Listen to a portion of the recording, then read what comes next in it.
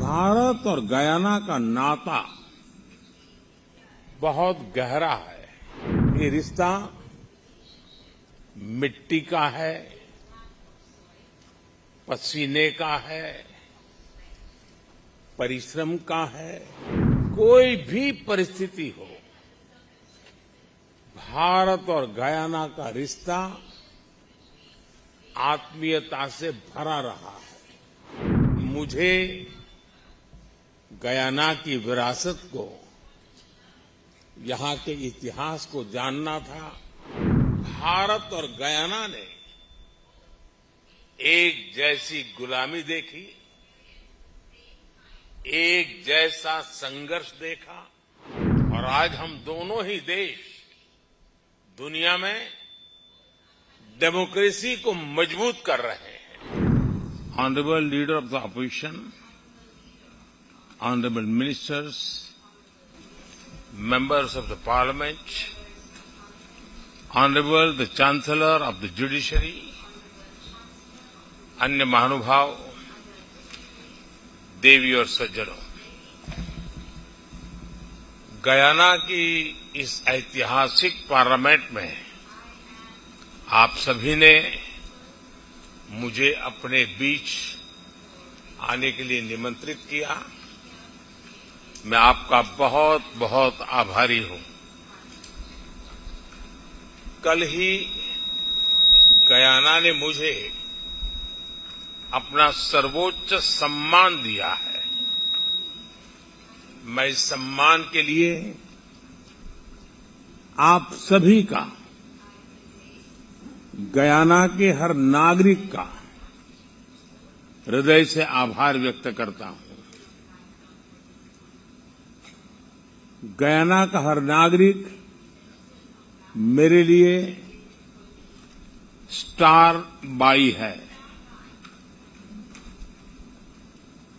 यहां के सभी नागरिकों को बहुत बहुत धन्यवाद।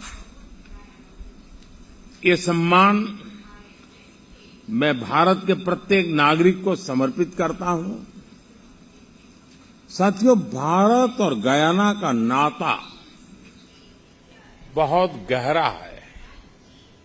ये रिश्ता मिट्टी का है, पसीने का है, परिश्रम का है।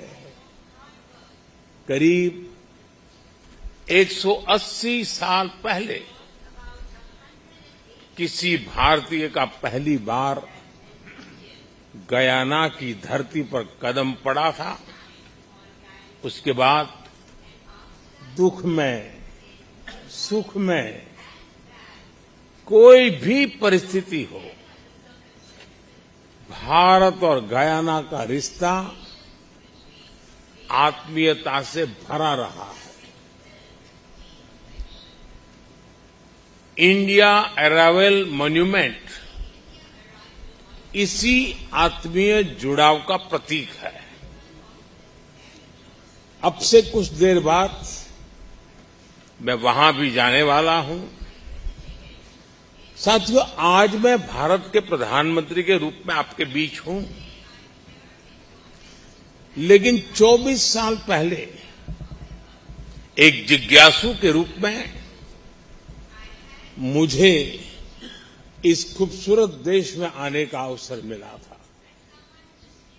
आमतौर पर लोग ऐसे देशों में जाना पसंद करते हैं जहां तामझाम हो, चकाचौंध हो, लेकिन मुझे गयाना की विरासत को, यहां के इतिहास को जानना था, समझना था। आज भी गयाना में कई लोग मिल जाएंगे जिन्हें मुझसे हुई मुलाकातें याद होगी। मेरी तब की यात्रा, उस यात्रा से बहुत सी यादें जुड़ी हुई है। यहां क्रिकेट का पैशन, यहां का गीत संगीत, और जो बात मैं कभी नहीं भूल सकता और वो है चटनी। चटनी भारत की हो या फिर गयाना की, वाकई कमाल की होती है। साथियों, बहुत कम ऐसा होता है जब आप किसी दूसरे देश में जाएं और वहां का इतिहास आपको अपने देश के इतिहास जैसा लगे। पिछले 200-250 साल में भारत और गयाना ने एक जैसी गुलामी देखी, एक जैसा संघर्ष देखा। दोनों ही देशों में गुलामी से मुक्ति की एक जैसी ही छटपटाहट भी थी। आजादी की लड़ाई में यहां भी और वहां भी कितने ही लोगों ने अपना जीवन समर्पित कर दिया।